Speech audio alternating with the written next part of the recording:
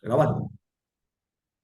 Bienvenidos de nuevo, estamos en Alto y Claro, el español digital, y tenemos nuestra tercera sesión con una persona que nos está ilustrando sobre un tema tan difícil, tan complicado y sobre el que tanto se ha tergiversado, que es el tema de la represión en la zona nacional al inicio de la guerra, durante ella y en los años inmediatamente posteriores. Me refiero, como veis, ven todos ustedes en pantalla, a José Piñeiro Maceiras. José, buenos días, ¿cómo andamos? ¿Qué tal? Bueno, buenas tardes. Estamos aquí muy bien. Ya sabes que no estamos bajo la dictadura de las cámaras ni de la radio. Aquí se puede hablar más con más libertad sobre este tema tan espinoso que yo, pues bueno, me lo tomo así en plan de cultura, en plan cultural y sobre todo, bueno, pues sabes que los gallegos tenemos esa especie de retranca, humor gallego británico, si se puede utilizar el término, Sí, que nos tenemos muchas cosas a broma, no es que son broma, lo que vamos a hablar ahora yo creo que va a ser, sí, señor. pues va a ser algo como una explosión Sí, señor. cuando lo oigan.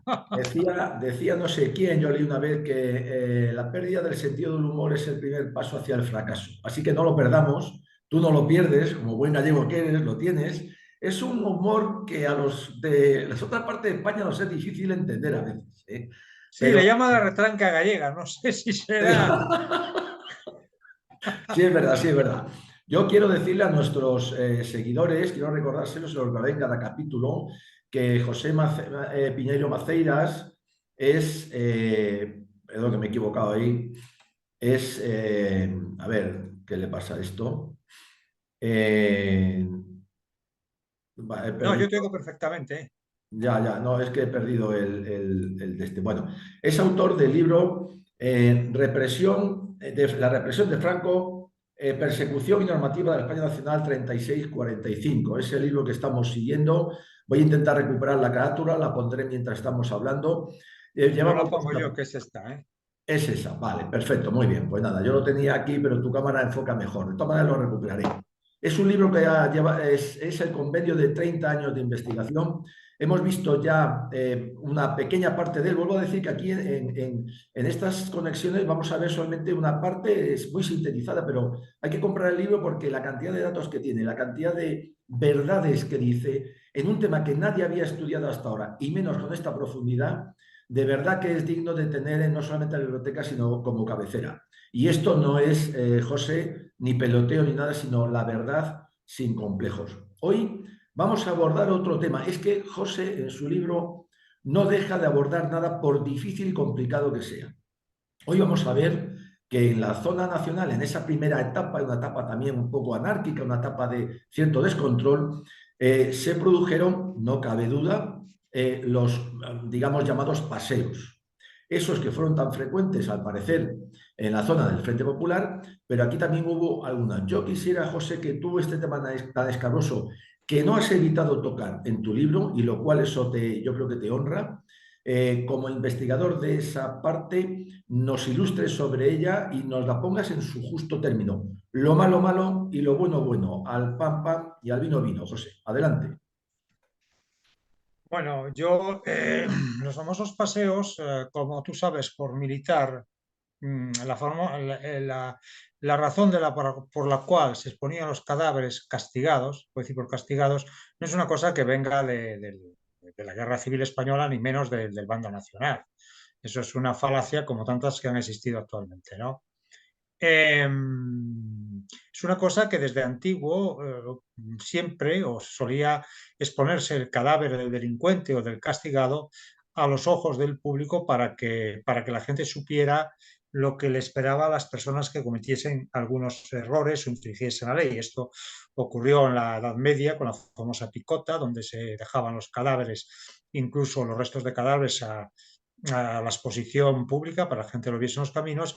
Y esto también se realizó, por ejemplo, antes de la Guerra Civil, pues sabemos en la Guerra Civil rusa, en la Guerra Civil finlandesa, que lo trató muy bien aquel escritor que fue premio Nobel, Silampá, y Sí. también lo sabemos y lo conocemos en la guerra cristera, en la guerra civil, primeramente la guerra civil mexicana, o lo que fue la Revolución Mexicana, y después la guerra cristera de finales de los años 20. Incluso hay fotografías muy conocidas donde los cadáveres de los activistas católicos se ponían colgados en los postes de telégrafos y en los árboles de las carreteras de México, ¿no?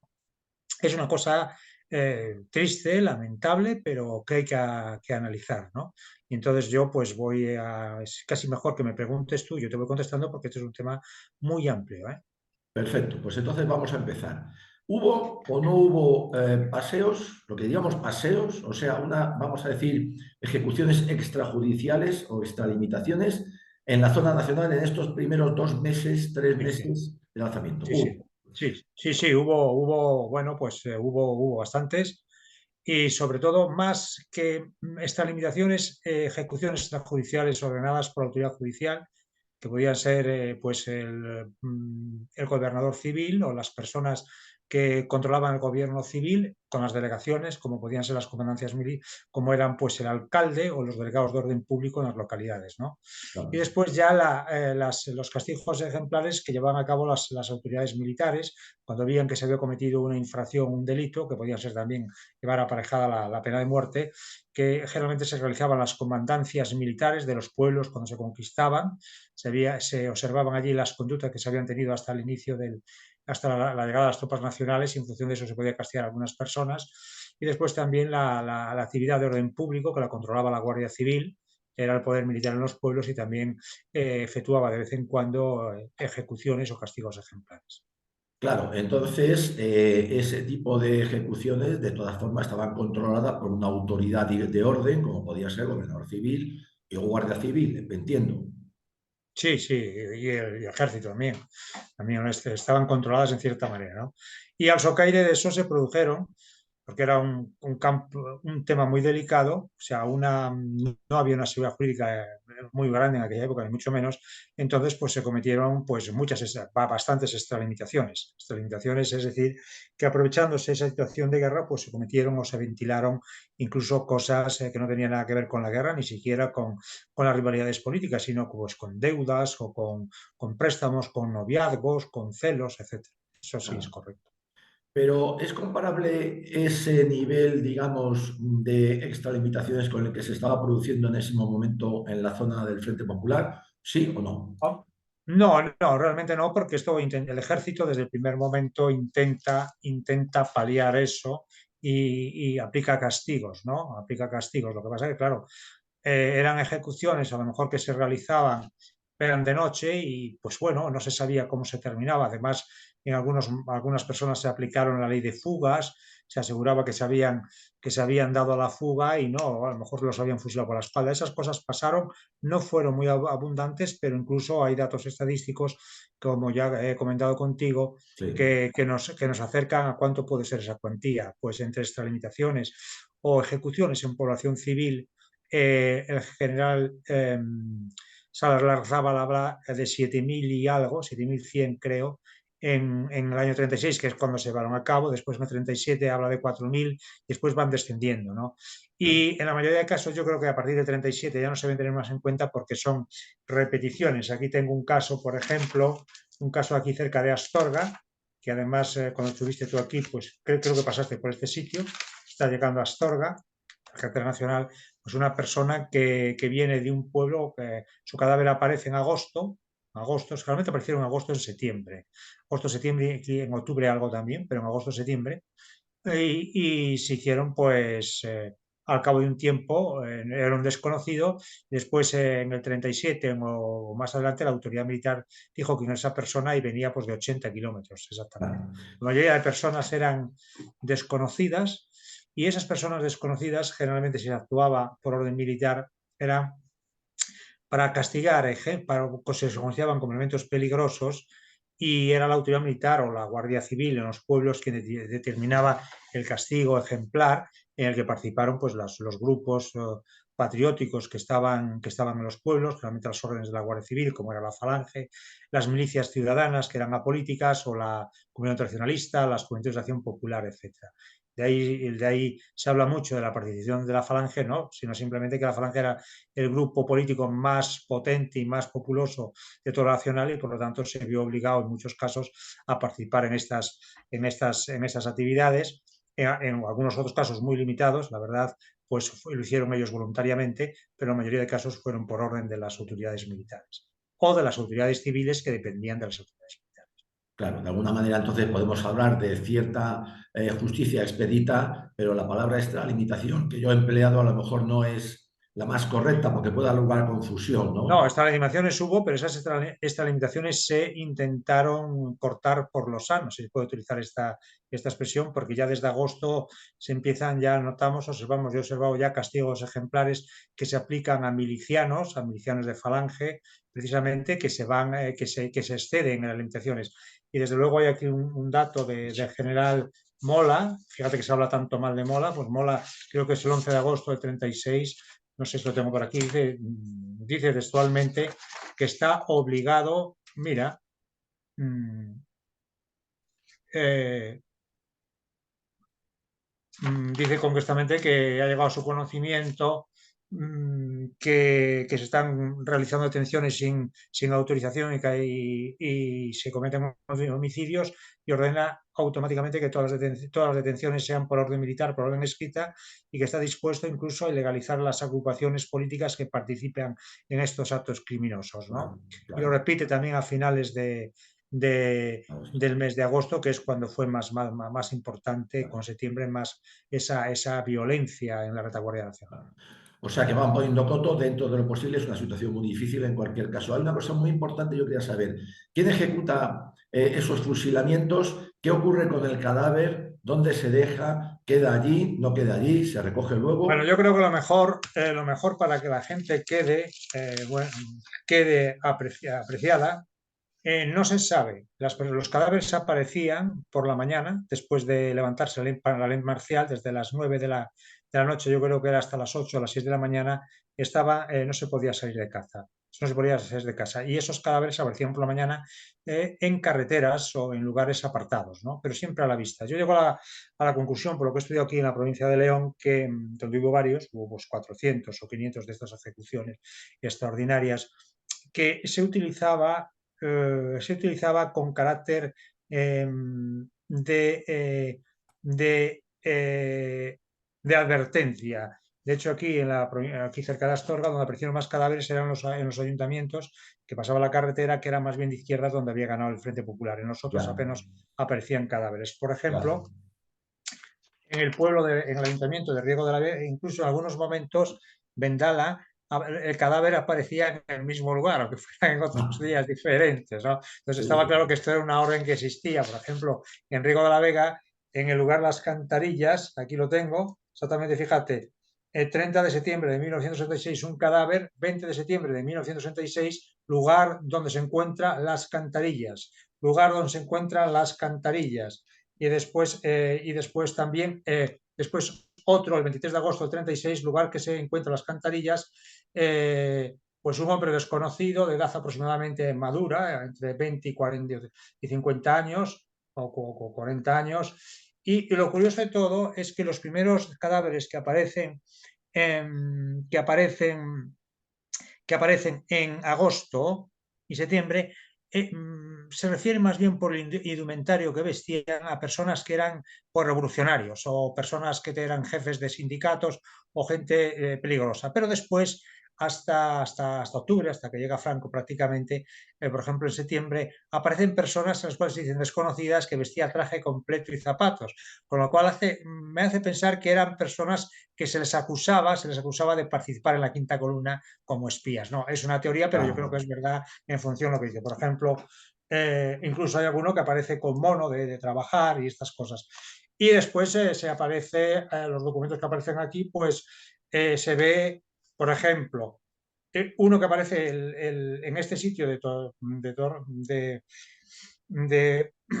Río de la Vega, que está aquí entre las ciudades de Astorga y La Bañeza, que son dos ciudades pequeñas de León, pero por donde pasa la carretera general de Madrid a La Coruña, se dice, pues, inscrito el 8 de agosto de 1966, un hombre desconocido de 24 años cuyo cadáver fue hallado al sitio denominado la Matajada en el término municipal. Falleció el día 8 de agosto a las 8 horas. Orden del señor juez de instrucción del partido, que vestía mono azul y zapatos adecuados.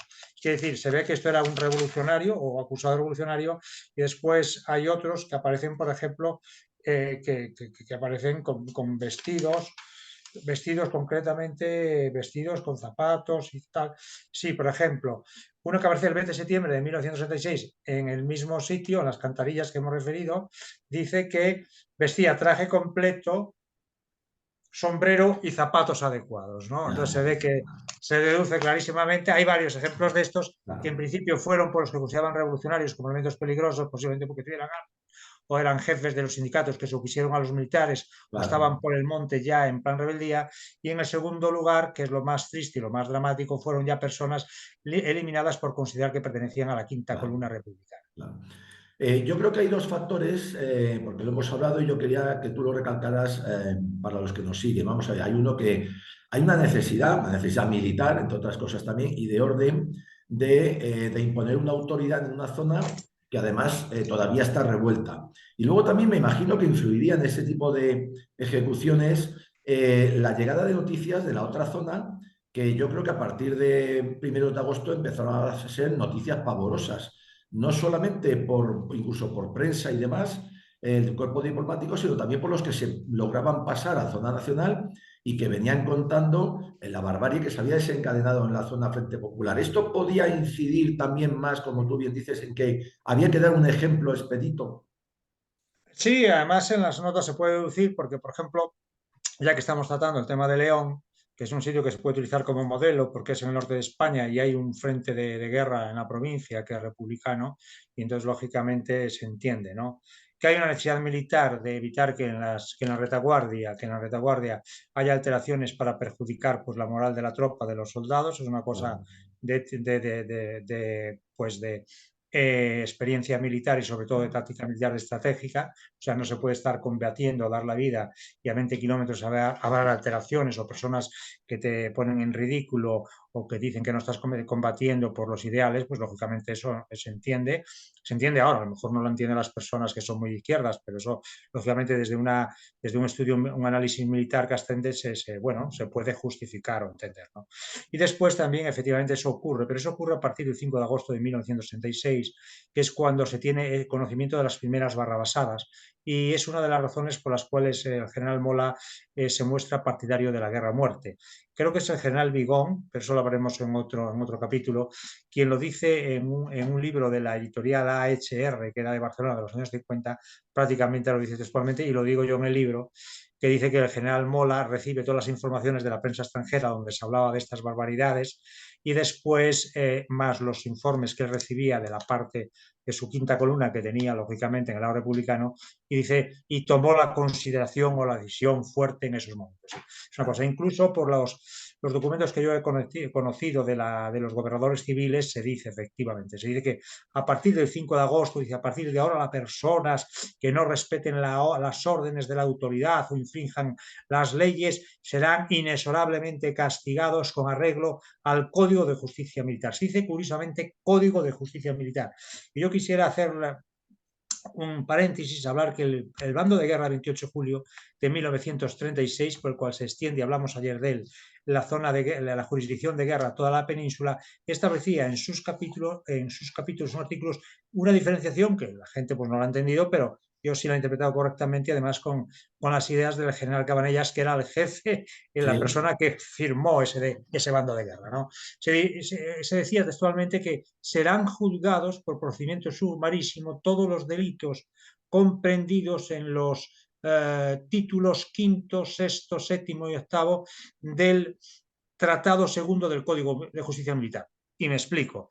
Todos esos delitos son delito de rebelión, delito de sedición, delito de maltrato, delito de derecho de gentes, delito de robos. Todos esos además se someten, toda esa serie de delitos que están en el Código de Justicia Militar, por el bando se dicen que van a ser castigados de la misma forma que un delito de rebelión, que era la pena de muerte. claro. Pero a continuación dice, y esto es muy importante, en otro apartado dice, serán sancionados por procedimiento, no, quedan sometidos a la jurisdicción de guerra y serán sancionados por procedimiento sumarísimo los delitos de rebelión, sedición que vienen regulados en el Código Penal.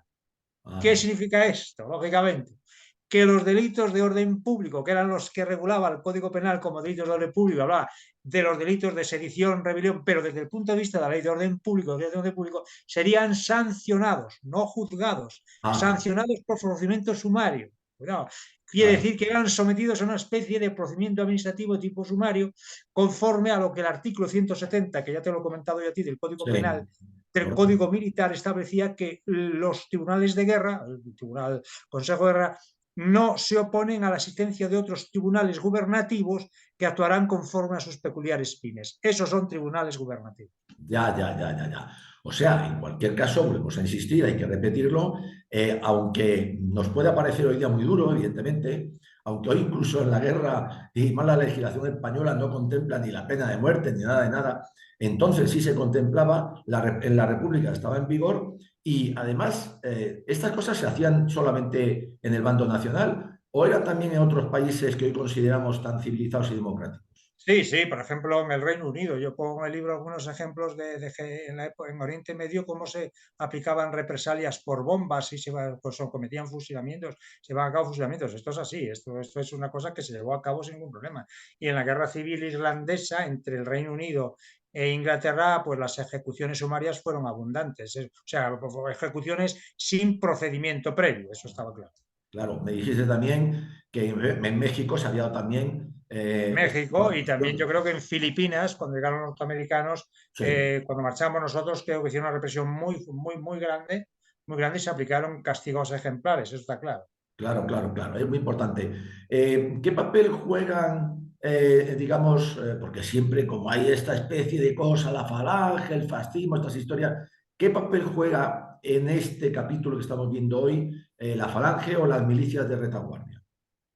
Hombre, tienen un papel muy importante porque quedan sometidas a la jurisdicción de guerra de la autoridad militar. Entonces, la autoridad militar es la que controla generalmente en los pueblos donde se producen esas ejecuciones, sobre todo, pues están esas fuerzas militarizadas y tienen que cumplir lo que dice la Guardia Civil. Solo dice Dilla, pero no lo dice Dilla. Dilla lo dice en el año 70 y bueno, es verdad que lo dice, pero yo he comprobado por documentación de la época que era así. Es decir, estaban sometidas sobre todo en los pueblos a la autoridad militar de la Guardia Civil. Y algunos de los casos que tengo yo aquí, las detenciones, son realizadas por guardias civiles acompañados de falangistas. Es decir, la Guardia Civil es que hace la detención, que es la que tiene la autoridad militar, y los falangistas están como fuerza auxiliar. Algunas veces actúan de forma independiente, que es cuando reciben una autoridad, pero después siempre estaban sometidos a la visualización o a la comprobación de lo que hubieran realizado, ¿no? Claro, claro, claro. Independientemente de aquellos falangistas que mataron a personas, las asesinaron, pues por razones extrañas a la guerra, es decir, por cuestiones económicas, de noviazgos, que hay algunos casos que sí conocemos, Claro, efectivamente, claro, o por apropiarse del dinero de los detenidos, que también hay algún claro. caso. Bueno, Conozco algún tenemos, caso aquí en Villablino que, además que fue un gallego de las milicias de los Caballeros de La Coruña, que era una especie de grupo falangista, no del todo, pero sí se puede decir que eran falangistas, que fue condenado por apropiarse de 25.000 pesetas de un detenido, ¿no? Que estaba detenido. Fue claro, claro. condenado no a muerte, pero sí a 30 años de cárcel. Claro. Yo quiero recalcar esto que tú dices, que has investigado y que por fin salen pruebas a la vista. Bueno, vamos a ver, a río revuelto, ganancia de pescadores, en este caso de miserables, los hay en todas las guerras, como hay héroes también, el ser humano es así, no hay nada humano que sea perfecto, pero estamos viendo y reiterando con datos sobre la mesa investigados por ti por primera vez y que salen en tu libro, que dentro de lo posible, lo que sí se está haciendo es controlar esa situación para que ese tipo de extralimitaciones sean las menos posibles. Yo creo que eso es un dato muy importante porque en la otra zona, José, no ocurría lo mismo, ¿verdad?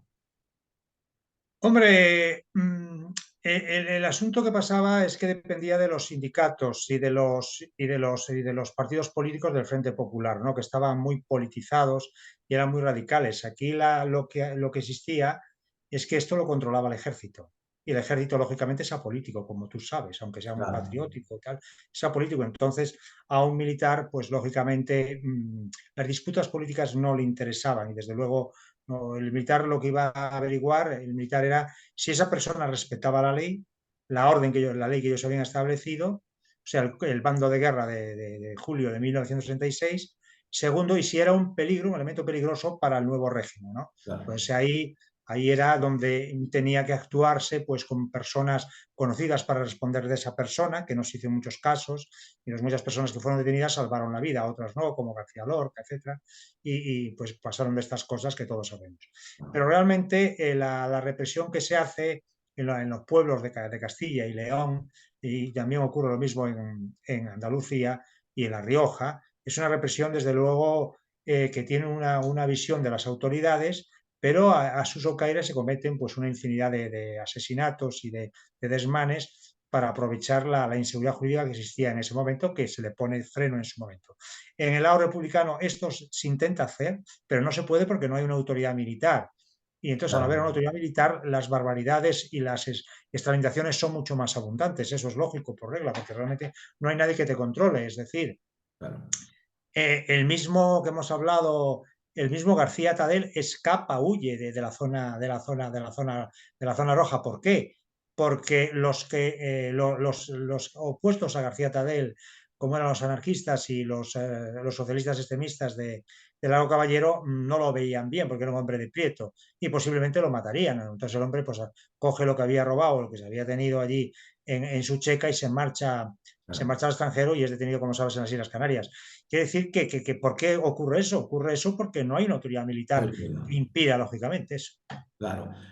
Vamos a ver, hemos tocado de paso, lo haremos con más profundidad en otro capítulo, el tema de las milicias en retaguardia. Nos quedan 5 minutos, pero yo quisiera que me apuntaras un poco quién las forma, qué diferencia hay entre un falangista en primera línea de combate y qué diferencia hay entre un falangista que está en la retaguardia, en Salamanca, en Burgos o donde sea.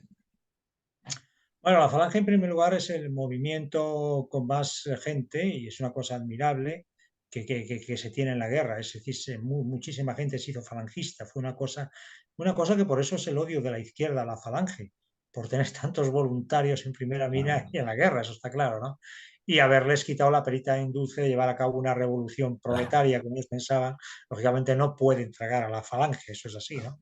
claro. Pero independiente de eso, la falange son dos. Eso lo dijo bien el general Salas de Casas de la Vega en su tiempo, cuando habló de las milicias nacionales. Había por un lado las, la primera línea era de combate y la segunda línea que estaban en las ciudades y en los pueblos, ¿no?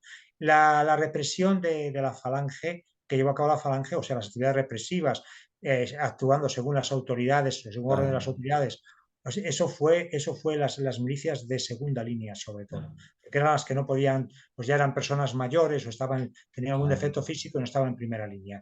La gente que fue a primera línea generalmente solo combatió en primera línea siguiendo pues las autoridades militares. Además, las banderas de falange, que eran las unidades de falange, estaban dirigidas por jefes y oficiales del ejército sí, y además tenían que cumplir las leyes militares y el Código de Justicia Militar, estamos claro, entendidos. claro, Pero Franco, cuando llega el 20 de diciembre del 36, ordena que todas las milicias de primera y segunda línea estén sometidas a las leyes militares. claro, Y se les leen las leyes militares a los milicianos, se les leen las leyes militares, incluso, perdón, la cuartilla de la Guardia Civil, que era pues la especie de reglamento que tenía la Guardia Civil para actuar en detenciones y en estas cosas. claro, claro. En cualquier caso, y terminamos y iremos a siguientes capítulos, es la imposición de un orden dentro, evidentemente, de unos primeros meses donde el desorden, dada también la situación terrible en la que había quedado la zona nacional, dos zonas divididas, pueblos aislados, donde cada uno intentaba hacer lo mejor Sí. posible, bueno, pues ¿qué se va a hacer, no?